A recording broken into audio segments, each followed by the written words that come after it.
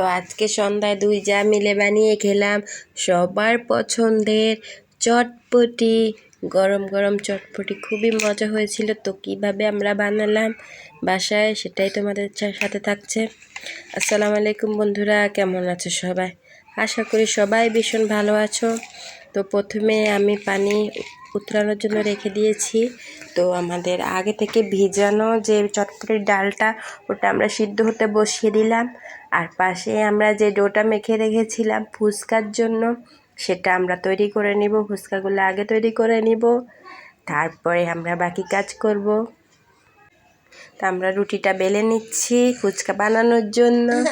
রুটিটা হতে হবে মানে একবারে পাতলাও না একবারে ভারীও না, মিডিয়াম না রাখলে ফুলবে না ফুচকাগুলো, আর বেশি পাতলা করলেও ফুলবে না। সেজন্য মিডিয়ামে রেখে একটা ইয়ের সাহায্যে আর কি একটা ছিপির সাহায্যে আমরা গোল গোল করে কেটে নিব। নিয়ে তারপরে আমরা ভেজে নিব। এই যে একবারে ছোটও করিনি আবার অনেক বড়ও রাখিনি, স্বাভাবিক মতো আমরা রেখেছি। এই যে এবার আমরা গরম তেলে ভেজে নিব।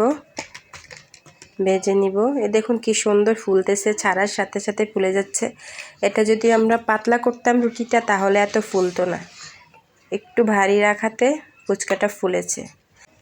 আর মোস্ট ইম্পর্ট্যান্ট যেটা, ফুচকা মাখার সময় তার ডোটাতে কোনো লবণ দেওয়া যাবে না। এটা লবণ ছাড়াই আমরা বানিয়েছি, তা না হলে এত মুচমুচে হবে না। তো এবার তারপরে আমাদের ডালটা সিদ্ধ হয়ে গেছে, ওটাতে সব রকমের মশলা দিব। এই যে লবণ তো আমরা আগেই দিয়েছি, এখন চটপটির মশলাটা দিয়ে ঘন করে আমরা নামিয়ে নিব। আর পাশে আমরা তৈরি করে নিব টক। যে প্রথমে আমরা তেঁতুলের কাঠ দিয়ে দিলাম লবণ, তারপরে এই যে চিলি ফ্লেক্স দিয়ে দিব সামান্য, অল্পই দিব, আমরা ঝাল বেশি খাবো না। তারপরে এই যে এটা চটপটির মশলা, তারপরে দিয়ে দিলাম এই যে লেবু স্লাইস, সামান্য একটু চিনিও দিয়েছি সামান্য। এবার আমরা সার্ভ করব।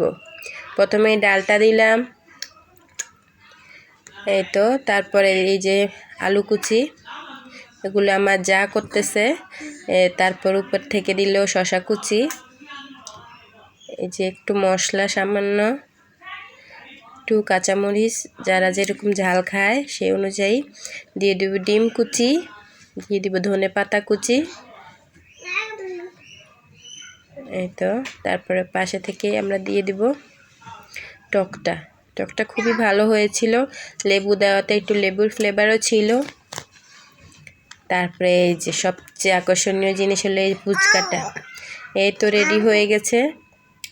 আসলে দোকান থেকে কিনে খেলে তৃপ্তি অনুযায়ী খাওয়া যায় না, নিজেরা এভাবে শর্টকাটে তৈরি করলে মানে তৃপ্তি অনুযায়ী খাওয়া যায়, বাসার সবাইকে খাওয়ানোও যায়, খুবই ভালো হয়। তো তোমরা কীভাবে বানাও অবশ্যই জানাবা। আল্লাহ হাফেজ, আজ এ পর্যন্তই।